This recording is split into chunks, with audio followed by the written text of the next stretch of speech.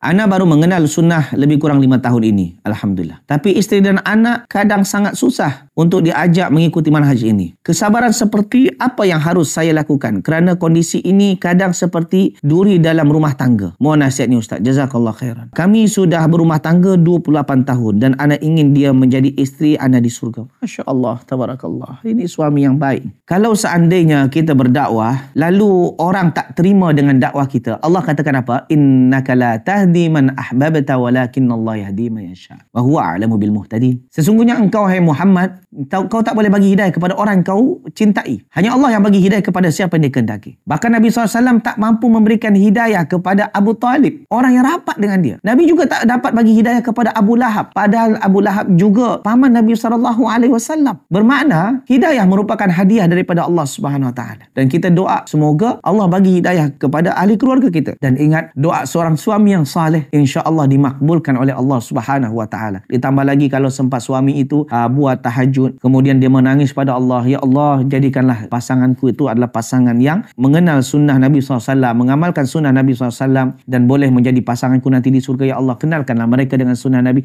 Seperti ini doa kepada Allah, Allah pasti akan berikan hidayah kepada mereka. Bukan, jangan harap daripada lisan kita, boleh jadi daripada lisan yang lain. Kadang-kadang daripada lisan orang lain, daripada kawan-kawan, kadang-kadang daripada ustaz yang lain. Begitu tersebut. Allah Ta'ala alam.